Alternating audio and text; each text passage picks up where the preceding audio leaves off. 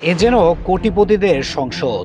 ত্রয়োদশ জাতীয় সংসদ নির্বাচনে বিজয়ী ২৯৭ জন সংসদ সদস্যের মধ্যে ২৭১ জনই কোটিপতি।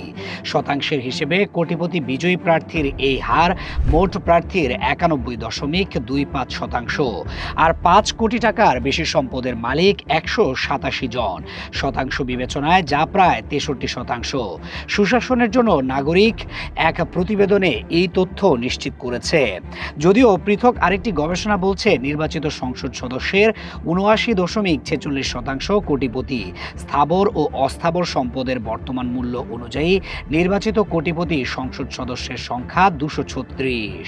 নবনির্বাচিত সংসদ সদস্যদের মধ্যে বিএনপির নির্বাচিত ২০৯ জন সংসদ সদস্যের মধ্যে ২০১ জনই কোটি টাকার অধিক সম্পদের মালিক।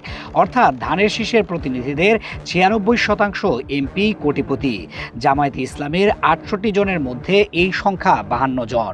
শতাংশ বিবেচনায় যা ৭৬.৪৭%। নবনির্বাচিত সংসদ সদস্যদের মধ্যে ২৫ লাখ টাকার কম সম্পদের মালিক মাত্র ২ জন। সম্পদের ঘর পূরণ না করা ৩ জন সহ এই সংখ্যা ৫ জন, ১.৬৮%। এদিকে ত্রয়োদশ জাতীয় সংসদ নির্বাচন থেকে সংসদে জায়গা পাওয়াদের মাঝে শত কোটিপতি রয়েছেন ১৩ জন। ট্রান্সপারেন্সি ইন্টারন্যাশনাল বাংলাদেশ টিআইবির এক প্রতিবেদনে এমন চিত্র উঠে এসেছে। টিআইবির প্রতিবেদন বলছে কেবল অস্থাবর সম্পদের হিসাবে নির্বাচিতদের মধ্যে কোটিপতি ১৮৪ জন, আর স্থাবর সম্পদের মূল্য অনুযায়ী কোটিপতি ১৬৭ জন। টিআইবির তথ্য বলছে নির্বাচিতদের গড় অস্থাবর সম্পদের পরিমাণ ৯ কোটি টাকা। যদিও দ্বাদশ সংসদের চেয়ে এবারের নির্বাচনে নির্বাচিতদের গড় অস্থাবর সম্পদ কমেছে। গত সংসদে নির্বাচিতদের গড় অস্থাবর সম্পদ ছিল প্রায় ২৩ কোটি টাকা। নির্বাচিতদের ২০০ জনই বছরে ১০ লাখ টাকার বেশি আয় করেন। অন্যদিকে কোটি টাকার বেশি বার্ষিক আয় ৪৮ জনের। এবারের সংসদে কমেছে রাজনীতিবিদদের সংখ্যাও। হলফনামা বিশ্লেষণ অনুযায়ী নির্বাচিতদের ৬০%ই পেশা ব্যবসা। অন্যদিকে আইন পেশায় রয়েছেন ১১.৮% এবং শিক্ষকতায় রয়েছেন ৮%।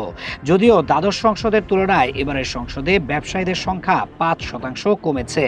আর বিগত ৪টি সংসদের তুলনায় এবারই সবচেয়ে বেশি শিক্ষক সংসদ সদস্য হিসেবে নির্বাচিত হয়েছেন।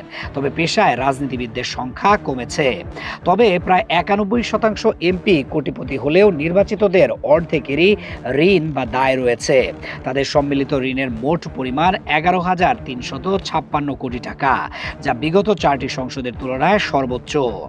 নবম জাতীয় সংসদ নির্বাচনে সংসদ সদস্যদের মোট দায় বা ঋণ ছিল ১,১০৭ কোটি টাকা। দশম সংসদে তা বেড়ে দাঁড়ায় ৩,৬২৪ কোটি টাকা, একাদশ সংসদে ৬,৪২৩ কোটি টাকা এবং দ্বাদশ সংসদে ১০,৩৯২ কোটি টাকা। গত ৪টি সংসদের চেয়ে এবারই এই সংখ্যা সর্বোচ্চ। দল হিসেবে বিএনপির নির্বাচিত সংসদ সদস্যদের মধ্যে ৬২% ঋণগ্রস্ত এবং জামায়াতে ইসলামের ১৬%।